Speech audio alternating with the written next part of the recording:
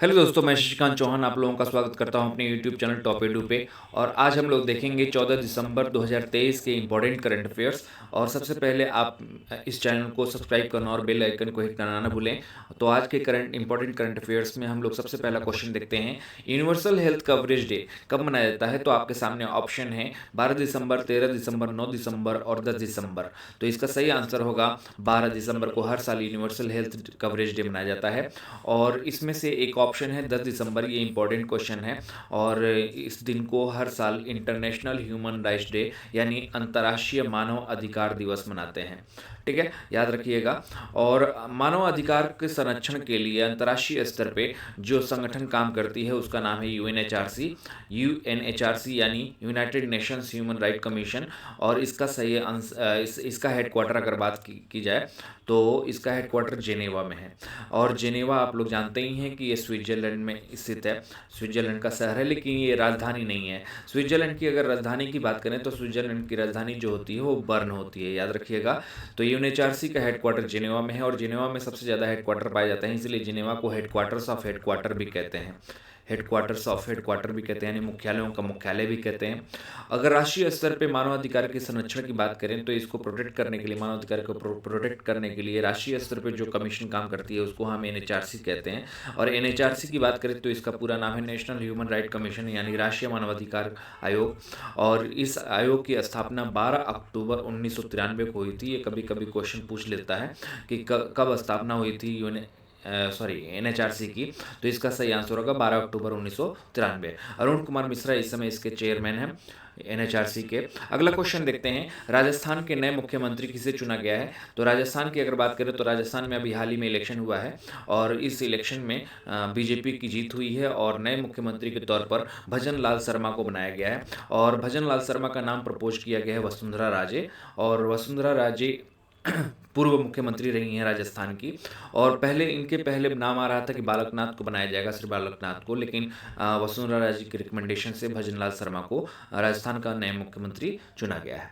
अगर बात करें राजस्थान के बारे में थोड़ा सा स्टैटिस्टिक्स के बारे में, तो गठन राजस्थान की अगर बात करें तो राज्य के स्तर तौर पे इसका गठन 30 मार्च 1949 को हुआ था और राजधानी राजस्थान की जयपुर है। अगर राज्यपाल की बात करें, राजस्थान के राज्यपाल कौन है, तो कलराज मिश्र जी हैं। और मुख्यमंत्री अभी हाल ही में नवनिर्वाचित हुए हैं भजन लाल शर्मा, जो बीजेपी पार्टी से हैं। और विधानमंडल की बात करें तो एक सदनीय है। एक सदनीय का मतलब यहाँ पे हुआ कि कुछ राज्यों में द्विसदनीय होता है, यानी विधानसभा और विधान परिषद दोनों पाए जाते हैं, जैसे केंद्र स्तर पर राज्यसभा और लोकसभा होता है। तो राजस्थान का जो विधानमंडल है वो एक सदनीय है, यानी केवल विधानसभा पाया जाता है। और विधानसभा में सीटों की संख्या, इस बार इलेक्शन हुआ है 199 सीटों पर। और संसदीय क्षेत्र की अगर आधार पर बात करें तो राज्यसभा की सीटें 10 सीटें हैं और लोकसभा की 25 सीटें हैं। अगर राजस्थान के क्षेत्रफल की बात की जाए तो ये बहुत इंपॉर्टेंट क्वेश्चन बन के आता है कि भारत का सबसे बड़ा राज्य क्षेत्रफल के मामले में कौन है। तो इसका सही आंसर है राजस्थान। तो क्षेत्रफल के दृष्टिकोण से राजस्थान भारत का सबसे पहला राज्य है। राजस्थान की एक अंतर्राष्ट्रीय सीमा भी है जो पाकिस्तान से सटी हुई है। और ये पाकिस्तान से जो बाउंड्री शेयर करती है राजस्थान जो राज्य है वो 1070 किलोमीटर, जिसे हम रेड क्लिफ लाइन के नाम से जानते हैं। ये बहुत ही इंपॉर्टेंट क्वेश्चन बन के आता है कि भारत और पाकिस्तान के बीच जो रेखा होती है उस लाइन को क्या कहते हैं। तो इसका सही आंसर है रेड क्लिफ लाइन। अगर अंतर्राज्यीय यानी इंटर स्टेट की बात करें तो राजस्थान की जो सीमा है राज्यों से हमारी 4850 किलोमीटर शेयर करती है। और देश के अन्य 5 राज्य इससे जुड़े हुए हैं।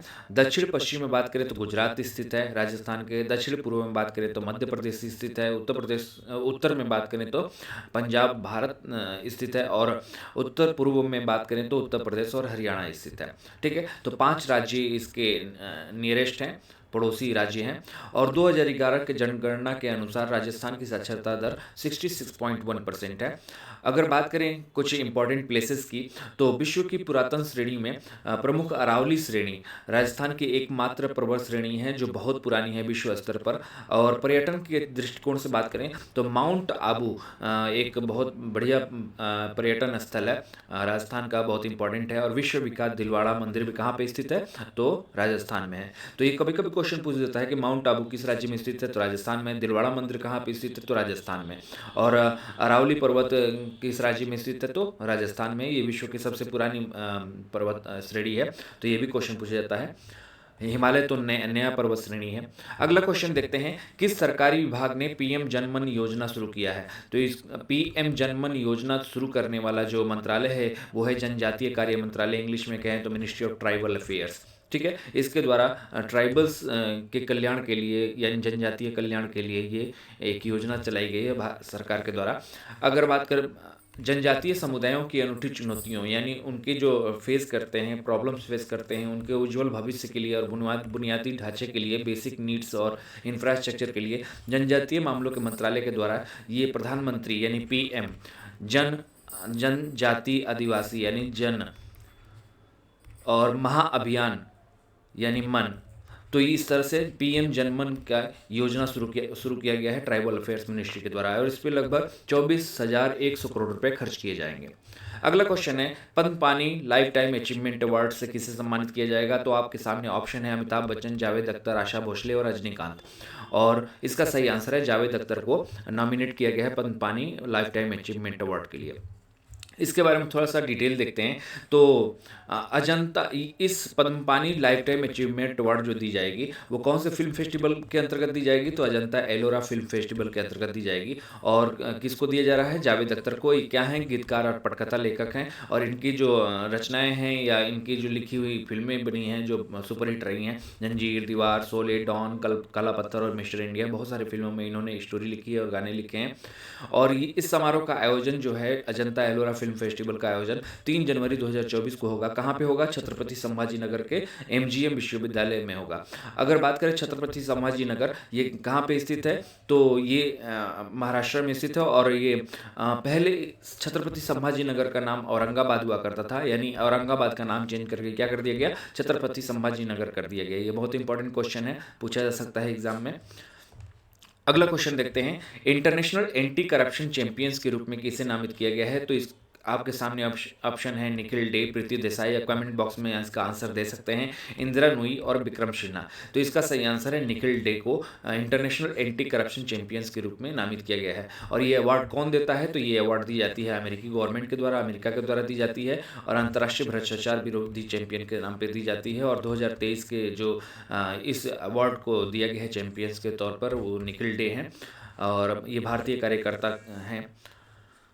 अगला क्वेश्चन देखते हैं, किस संस्थान ने जल शुद्धिकरण के लिए भारतीय प्रौद्योगिकी द्वारा arsenic and metal removal by Indian technology, जिसको आप शॉर्ट में कह सकते हैं अमृत, तो अमृत नाम से एक पानी को प्योर करने के लिए, आर्सेनिक और धातु से अलग करने के लिए एक टेक्नोलॉजी डेवलप की गई है। किस इंडियन इंस्टीट्यूट के द्वारा डेवलप किया गया है? ये क्वेश्चन है। तो आपके सामने है आईआईटी मद्रास, दिल्ली, बॉम्बे और खड़गपुर। तो इसका सही आंसर आपको बताना है, कमेंट बॉक्स में आप आंसर दे सकते हैं। और आईआईटी, इसका सही आंसर है आईआईटी मद्रास। तो आईआईटी मद्रास के द्वारा जल शुद्धिकरण के लिए यानी पानी को साफ करने के लिए जो उसमें धातु होते हैं जो नुकसान करते हैं, हार्मफुल होते हैं, आर्सेनिक जैसे धातु, वो उनको अलग करने के लिए एक टेक्नोलॉजी डेवलप की गई है जिसका नाम है अमृत। और अमृत का यहाँ पे आप देख रहे हैं कि फुल फॉर्म भी है arsenic and metal removal by Indian technology. तो इसका सही आंसर है आईआईटी मद्रास के द्वारा इसे डेवलप किया गया है। और अगर बात करें आर्सेनिक की, तो आर्सेनिक बहुत सारे रोग पैदा करता है। अगर हम धीरे धीरे इसको पानी के तौर पर, पानी में अगर मिला रहे तो हम इसको इनटेक करते रहें तो ये हमारे न्यूरोलॉजिकल, रिप्रोडक्टिव सिस्टम और हृदय संबंधी, डायबिटीज, श्वसन और गैस्ट्रोइंटेस्टाइनल और कैंसर जैसी बीमारियों का कारण होता है। तो ये बहुत इंपॉर्टेंट होता है कि आप पानी जो पिएं वो आर्सेनिक फ्री हो, आर्सेनिक उसमें ना हो। बिहार में सबसे ज़्यादा पानी में आर्सेनिक पाया जाता है। अगर बात करें वार्षिक शार अमरतला तोरगिया महोत्सव प्रतिवर्ष किस राज्य में मनाया जाता है? तो ये एक फेस्टिवल है, ये एक फेस्टिवल है। आपको बताना है कि ये फेस्टिवल किस राज्य में सेलिब्रेट की जाती है, क्योंकि फेस्टिवल से रिलेटेड एग्जाम में क्वेश्चन पूछे जाते हैं। आपके सामने ऑप्शन है असम, अरुणाचल प्रदेश, मेघालय और मणिपुर। तो इसका सही आंसर बताना है आप लोगों को। इसका सही आंसर है अरुणाचल प्रदेश। तो अरुणाचल प्रदेश में शार अमरतला तोरगिया फेस्टिवल मनाया गया अभी हाल ही में। अगर कुछ स्टेटिस्टिक्स का बात बात करें, यानी कुछ इंपॉर्टेंट क्वेश्चंस की बात करें जहां से निकल सकते हैं क्वेश्चन, तो अरुणाचल प्रदेश से संबंधित अगर बात करें तो केंद्र शासित प्रदेश के तौर पर इसको मान्यता मिली थी अरुणाचल प्रदेश को 21 जनवरी 1972 को, जिसे बाद में राज्य का दर्जा मिला 20 फरवरी 1987 को। और अरुणाचल प्रदेश की राजधानी ईटानगर है और सबसे बड़ा शहर भी ईटानगर है। और अरुणाचल प्रदेश में टोटल 25 जिले पाए जाते हैं। अगर शासन की बात करें अरुणाचल प्रदेश के शासन के बारे में, तो राज्यपाल के नाम है BD मिश्रा और मुख्यमंत्री हैं पेमा खांडू। ये भी भाजपा के मुख्यमंत्री हैं, भाजपा गवर्नर स्टेट है इस समय अरुणाचल प्रदेश। तो मुख्यमंत्री याद रखिएगा पेमा खांडू जी हैं अरुणाचल प्रदेश के। और विधानमंडल की बात करें तो एक सदनीय है यानी विधानसभा, और इसमें सीटों की संख्या 60 होती है। और संसदीय क्षेत्र की बात करें तो राज्यसभा की 1 सीटें हैं और लोकसभा की 2 सीटें हैं। और उच्च न्यायालय गुवाहाटी है और गुवाहाटी आसाम में है, और आसाम की भी उच्च न्यायालय गुवाहाटी में, और अरुणाचल प्रदेश का भी गुवाहाटी में ही है। ईटानगर बेंच अलग है।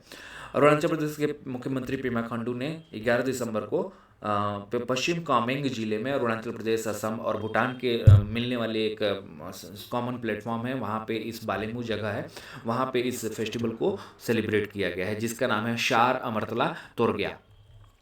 अगला क्वेश्चन है Tata power EV charging solution limited. ये टाटा पावर की एक electronic vehicle charging solution organization है, जिस ने भारत में देश भर में 500 से अधिक EV चार्जिंग यानी इलेक्ट्रॉनिक व्हीकल चार्जिंग पॉइंट तैनात करने के लिए किस कंपनी के साथ समझौता किया है? तो Tata power 500 EV charging point बनाएगा, जो किसके साथ पार्टनरशिप किया है? तो आपके सामने ऑप्शन है Hindustan petroleum, Bharat petroleum, Reliance petroleum और इंडियन ऑयल। तो इसका सही आंसर आपको बता दें कि इंडियन ऑयल के द्वारा टाटा पावर ने अभी हाल ही में एग्रीमेंट किया है और साझेदारी की है किस चीज़ के लिए? 500 से अधिक EV चार्जिंग पॉइंट लगाने के लिए भारत में, जिससे इलेक्ट्रॉनिक व्हीकल को चार्ज करने में समस्या न आए और उसको कन्वेंस हो और ज़्यादा से ज़्यादा लोग यूज टू हों इलेक्ट्रॉनिक व्हीकल को, जिससे पोल्यूशन कम हो सके। अगला क्वेश्चन है निम्नलिखित में से किस राज्य ने महालक्ष्मी योजना शुरू की है, जो महिलाओं और लड़कियों और ट्रांसजेंडर व्यक्तियों के लिए मुफ्त यात्रा प्रदान करती है? यानी ये ट्रेवल स्कीम है, ट्रेवल से रिलेटेड स्कीम है, मुफ्त यात्रा से संबंधित स्कीम है, जो केवल किसके लिए एप्लीकेबल होगा? महिलाओं, लड़कियों और ट्रांसजेंडर के लिए। और ये इस योजना का नाम क्या है? महालक्ष्मी योजना। आपके सामने ऑप्शन है कि महालक्ष्मी योजना किस राज्य के द्वारा शुरू किया गया है? तो केरल, तमिलनाडु, आंध्र प्रदेश, तेलंगाना। तो इसका सही आंसर आपको बता दें कि तेलंगाना राज्य के द्वारा अभी हाल ही में ये महालक्ष्मी योजना शुरू की गई है। अगर तेलंगाना की बात कर रहे हैं तो राज्य स्तर पर स्टैटिस्टिक्स क्वेश्चंस भी बनते हैं। और गठन अगर बात करें तेलंगाना की, तो ये सबसे न्यूएस्ट स्टेट है इंडिया का। और 2 जून 2014 को इसकी स्थापना हुई थी। 2 जून 2014 को हैदराबाद को आंध्र प्रदेश से अलग कर दिया गया। सॉरी, हैदराबाद कह रहे हैं, तेलंगाना को आंध्र प्रदेश राज्य से अलग करके एक नया राज्य बनाया गया, जिसकी राजधानी क्या है? हैदराबाद। हैदराबाद की बात करें तो ये मूसी नदी के किनारे बसा हुआ शहर है। और हैदराबाद में सलार जंग म्यूजियम भी है, चार मीनार भी है, बहुत सारे इंपॉर्टेंट प्लेसेस हैं जहाँ से क्वेश्चन पूछे जाते हैं। और अगर तेलंगाना की बात करें तो तेलंगाना में कितने ज़िले हैं? 33 ज़िले हैं। और राज्यपाल कौन है? तमिलिस है, सौंदरराजन है। और मुख्यमंत्री अभी हाल ही में इलेक्शन हुआ है वहाँ पे भी, राजस्थान के साथ, मध्य प्रदेश के साथ, तो वहाँ पे भी एक नया सरकार का गठन हुआ है, कांग्रेस की सरकार बनी है। और इन मुख्यमंत्री का नाम है अनुमुला रेवंत रेड्डी। तो याद रखिएगा, ये इंपॉर्टेंट क्वेश्चन है कि पहले चंद्रशेखर राव वहाँ पे हमेशा शुरू से रहे हैं मुख्यमंत्री, और अनुमुला रेवंत रेड्डी, याद रखिएगा। विधानमंडल की बात करें तो द्विसदनीय विधानसभा है, 119 सीटें, और विधान परिषद में 40 सीटें हैं। तो इसीलिए द्विसदनीय कहा गया है कि क्योंकि तेलंगाना में विधानसभा भी है और विधान परिषद भी है। तो विधानसभा की सीटें 119 हैं और विधान परिषद की 40 सीटें हैं। संसदीय क्षेत्र की बात करें, राज्यसभा की 7 सीटें हैं और लोकसभा की 17 सीटें हैं। उच्च न्यायालय की अगर बात करें तो तेलंगाना उच्च न्यायालय के नाम से जाना जाता है। अगर तेलंगाना के राष्ट्रीय पार्क यानी नेशनल पार्क की बात करें तो KVR कासु ब्रह्मानंद रेड्डी राष्ट्रीय पार्क हैदराबाद में स्थित है, और ये नेशनल पार्क बहुत इंपॉर्टेंट है। अमराबाद टाइगर रिजर्व महबूबनगर नालगोंडा में है। नागार्जुन सागर श्रीशैलम टाइगर रिजर्व नालगोंडा तेलंगाना में है। और पाखल वन्यजीव अभ्यारण्य भी तेलंगाना में है। कवल वन्यजीव अभ्यारण्य भी तेलंगाना में है। आगे बात करते हैं अगला क्वेश्चन की। 2024 में संयुक्त राष्ट्र जलवायु परिवर्तन सम्मेलन COP29 यानी कॉन्फ्रेंस ऑफ द पार्टी 29 कहाँ पे आयोजित किया जाएगा, यानी नेक्स्ट ईयर का अभी हाल ही में होस्ट कंट्री डिसाइड हुआ है कि कौन बनेगा। तो आपके सामने ऑप्शन है Baku Azerbaijan, Yerevan Armenia, Tbilisi Georgia और अंकारा तुर्की। तो इनमें से आपको बताना है कि किस कहाँ पे 2024 का COP29 का आयोजन किया जाएगा। तो इसका सही आंसर है बाकू अजरबैजान में। इससे रिलेटेड थोड़ा सा इंपॉर्टेंट चीज़ें देख ली जाए तो अजरबैजान और आर्मेनिया ने दोनों ने ही दावेदारी पेश की थी 2024 के COP29 को ऑर्गेनाइज करने के लिए, लेकिन आर्मेनिया ने अपने आप को विड्रॉल कर लिया और फिर किसको ये होस्ट करने की जिम्मेदारी मिली, अजरबैजान को। तो अजरबैजान में कहाँ पे होगा, बाकू में होगा। और क्या होगा, COP29। COP क्या है, कॉन्फ्रेंस ऑफ द पार्टी, जो क्लाइमेट चेंज से रिलेटेड यानी जलवायु परिवर्तन से संबंधित ये यूनाइटेड नेशंस के द्वारा आयोजित की जाने वाली बहुत बड़ी ये सम्मेलन होती है। और ये नेक्स्ट ईयर 11 से 24 नवंबर तक बाकू अजरबैजान में चलाया जाएगा। अगर बात करें तो इस साल 2023 में जो COP की बैठक हुई है, क्लाइमेट चेंज से related conference of the parties की बैठक हुई है, वो उसका नाम है COP28। ये भी जलवायु सम्मेलन से रिलेटेड है और ये कहाँ पे आयोजित हुआ है, दुबई में हुआ है। याद रखिएगा कि दुबई में 2023 का COP28 का आयोजन दुबई में हुआ है और इसका अभी हाल ही में समाप्त भी हुआ है। और इस कंक्लूजन क्या निकल के आया है COP28 का कि जीवाश्म ईंधन से डिपेंडेंसी को कम करने के लिए, ख़त्म करने की बात की गई है। यानी जीवाश्म ईंधन मतलब फॉसिल फ्यूल्स यानी ज़मीन के अंदर जो ईंधन होते हैं, जैसे कोयला हुआ, पेट्रोलियम प्रोडक्ट हुए, ये सब पे डिपेंडेंसी को कम करने की बात की गई है। ऊर्जा प्रणालियों को जीवाश्म ईंधन से दूर ले जाने की बात की गई है और नई टेक्नोलॉजी को डेवलप करने के लिए, जैसे सोलर है, सोलर एनर्जी है, उस पर डिपेंडेंसी को बढ़ाने की बात की गई है। ठीक है, तो ये बहुत ही इंपॉर्टेंट डिसीजन है क्योंकि जीवाश्म ईंधन एक लिमिटेड सोर्स होते हैं, सोर्स ऑफ एनर्जी होते हैं। अगर सारी सोर्स ऑफ एनर्जी जो फ्यूल्स होते हैं, फॉसिल फ्यूल्स, उनको ख़त्म कर दी जाए तो हमारे पास ईंधन के सोर्स की कमी हो जाएगी। इसलिए हम डिपेंडेंसी को बढ़ा सकते हैं दूसरे सोर्सेज पे, जैसे कि सोलर एनर्जी है, प्राकृतिक सोर्सेज पे हम जा सकते हैं। अगला है, निम्नलिखित में से किसके द्वारा मुंबई तट पर प्रस्थान अभ्यास आयोजित किया गया है। तो आपके सामने ऑप्शन है कि इंडियन आर्मी के द्वारा, या इंडियन एयरफोर्स के द्वारा, या इंडियन नेवी के द्वारा, या कोस्टल गार्ड के द्वारा। तो आपके सामने ऑप्शन है, तो इसमें सही आंसर होगा भारतीय नौसेना यानी इंडियन नेवी के द्वारा प्रस्थान नाम से एक अभ्यास शुरू किया गया है। और इस अभ्यास को कहाँ पर आयोजित किया गया था, मुंबई के तट पर आयोजित किया गया था। ठीक है, अगला क्वेश्चन है, 2016 के संस्करण में यादें यादें और यादें, ये किताब का नाम है, एक साहित्य पुस्तक का नाम है। और पूछा गया है कि इसके लेखक कौन है, ये जो पुस्तक है ये इसके लेखक कौन है, जिसके लिए 2023 में 33वां व्यास सम्मान दिया गया है। व्यास सम्मान साहित्य के क्षेत्र में दिया जाने वाला सबसे उत्कृष्ट पुरस्कार होता है और ये इस 2023 का 33वां व्यास सम्मान है। और किसको दिया गया है, यादें और यादें। और इसके लेखक कौन है, तो आपके सामने ऑप्शन है नासिरा शर्मा, पुष्पा भारती, व्यास सिंह और सम्मान वर्मा। तो इसका सही आंसर पुष्पा भारती को ये अवार्ड दिया गया है, 33वां व्यास सम्मान। अगर इस पुरस्कार के बारे में थोड़ा सा डिटेल देख लिया जाए तो यह पुरस्कार 1991 में पहली बार शुरू किया गया था। किसके द्वारा ये शुरू किया गया था, इसके फाउंडेशन किसने किया है, तो के बिरला फाउंडेशन के द्वारा शुरू किया गया है। और इसमें पुरस्कार राशि क्या होती है, 4 लाख रुपए दी जाती है पुरस्कार राशि के तौर पर, और साथ में प्रशस्ति पत्र और स्मृति चिन्ह भी दी जाती है। और ये कौन एलिजिबल होता है इस सम्मान के लिए, तो 10 वर्ष के अंतर्गत प्रकाशित किसी भी भारतीय नागरिक द्वारा हिंदी साहित्य, तो भारतीय नागरिक होना चाहिए, लैंग्वेज क्या होनी चाहिए, हिंदी होनी चाहिए, और कितने वर्ष के अंतर्गत ये पब्लिश होनी चाहिए, 10 वर्षों के अंदर, तभी वो एलिजिबल होगा इस उत्कृष्ट सम्मान के लिए। और के बिरला फाउंडेशन के द्वारा व्यास सम्मान सृजित किया गया है और सबसे पहली बार 1991 में इसकी शुरुआत की गई थी। और 2023 के लिए पुष्पा भारती की यादें यादें और यादें के लिए ये दिया गया है। अगला क्वेश्चन है, पोलैंड के प्रधानमंत्री का नाम क्या है। तो पोलैंड के अभी हाल ही में प्रधानमंत्री चुने गए हैं। तो आपके सामने ऑप्शन है बीटा स्जाइडलो, नाम भी अजीब अजीब होते हैं, डोनाल्ड टस्क और आंद्रेज डूडा, और इनमें से कोई नहीं। तो इसका सही आंसर है डोनाल्ड टस्क। बहुत ईजी नाम है, बहुत अच्छा याद करने वाला नाम है डोनाल्ड टस्क। और डोनाल्ड टस्क क्या बने हैं, प्रधानमंत्री बने हैं, किस देश के, तो पोलैंड के। पोलैंड की राजधानी क्या होती है, वारसा होती है। पोलैंड की राजधानी वारसा होती है, याद रखिएगा।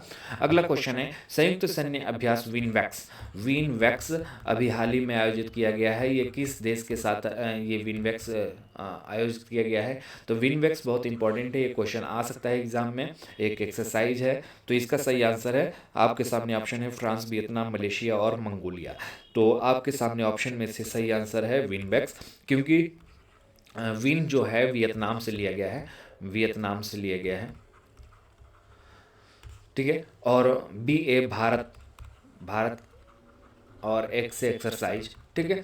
तो वियतनाम भारत एक्सरसाइज यानी विनवैक्स ये हो गया। और विनवैक्स के लिए भारत के 45 जो हैं सैनिक वो हनोई गए हैं, और हनोई क्या है, वियतनाम की राजधानी है। हनोई कैपिटल है वियतनाम की, और डोंग यहाँ की करेंसी होती है वियतनाम की, याद रखिएगा। और फ्रांस की पेरिस आप जानते ही कैपिटल है, फ्रैंक यहाँ की करेंसी अब यूरो हो गया है। और मलेशिया की राजधानी कुआलालंपुर होती है, कुआलालंपुर, और ये करेंसी क्या होती है, रिंगिट होती है। तो मलेशिया की करेंसी रिंगिट होती है, और कैपिटल क्या है, कुआलालंपुर है। मंगोलिया की राजधानी उलान बटर होती है, उलान बटर होती है, उलान बटर, ठीक है। आगे बात करते हैं नेक्स्ट क्वेश्चन की, किस बैंक ने विशेष रूप से महिलाओं के लिए नारी शक्ति बचत खाता लॉन्च किया है।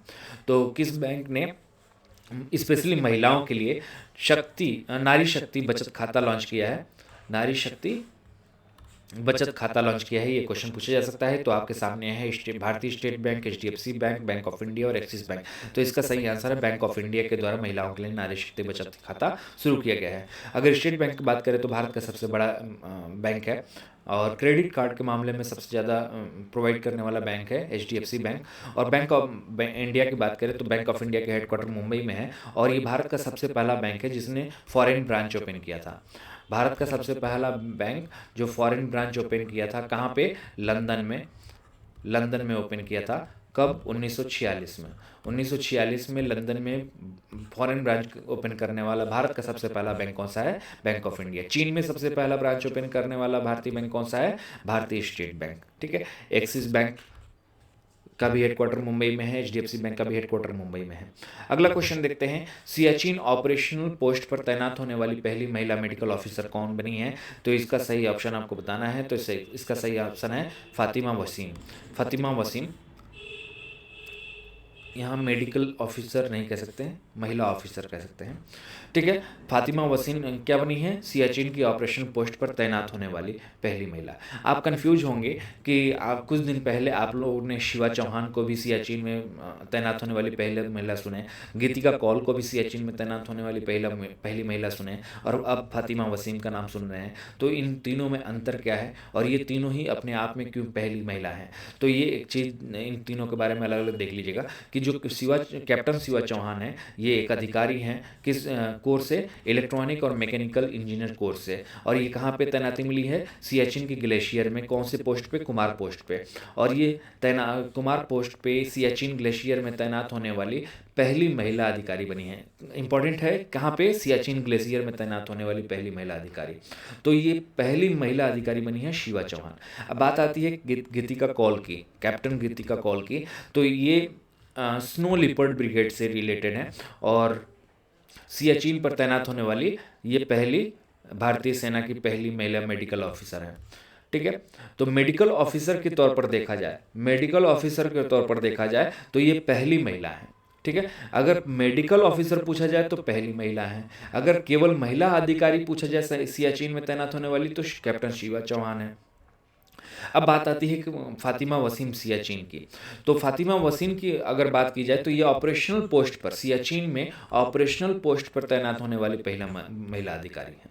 तो अगर ऑपरेशनल पोस्ट पर तैनात होने वाली अगर पूछा जाए पहली महिला अधिकारी, तो फातिमा वसीम है सियाचिन की, और ये सियाचिन वॉरियर्स की कैप्टन है। और अगर मेडिकल ऑफिसर के तौर पर पहली महिला पूछा जाए तो कैप्टन गीतिका कौल है सियाचिन में तैनात होने वाली। और पहली महिला अधिकारी अगर पूछा जाए सबसे दोनों से पहले, तो कैप्टन शिवा चौहान है, ठीक है, अगला क्वेश्चन देखते हैं और आज का शायद लास्ट क्वेश्चन है। कौन सा देश आधिकारिक तौर पर चीन के built and road initiative BRI से हट गया है? और ये जो BRI है यानी बिल्ट एंड रोड इनिशिएटिव है, ये चीन का ड्रीम प्रोजेक्ट है, बहुत ही इसका ड्रीम प्रोजेक्ट है अपनी इकोनॉमी को रूट डेवलप करने के लिए अंतर्राष्ट्रीय स्तर पर। तो ये इसमें से कौन से देश ने अपने आप को विड्रॉ कर दिया है इस प्रोजेक्ट से? तो इसका आपके सामने ऑप्शन है किर्गिस्तान, इटली, फ्रांस और पाकिस्तान। तो इसका सही आंसर है इटली। तो इटली ने अभी हाल ही में BRI यानी बेल्ट एंड रोड इनिशिएटिव के प्रोजेक्ट से अपने आप को हटा लिया है। ठीक है, तो थैंक यू आज के सेशन आप लोगों को देखने के लिए। और हमारे 2 चैनल हैं, 2 वेबसाइट हैं, www.topedu.in। इस पे आपको कंटेंट रिलेटेड आपको चीज़ें मिलेंगी इस वेबसाइट पे। और अगर बात करें सेकेंड वेबसाइट की तो latestgovernmentjobs.com, ये इस पे आपको गवर्नमेंट जॉब से रिलेटेड अपडेट मिलती रहेगी। तो इन दोनों को विजिट करते रहिए, देखते रहिए। तो आज का सेशन यही समाप्त होता है और हमारे साथ बने रहने के लिए आप लोगों को बहुत बहुत धन्यवाद। अगला सीरीज जरूर लाएंगे जल्द ही। Thank you.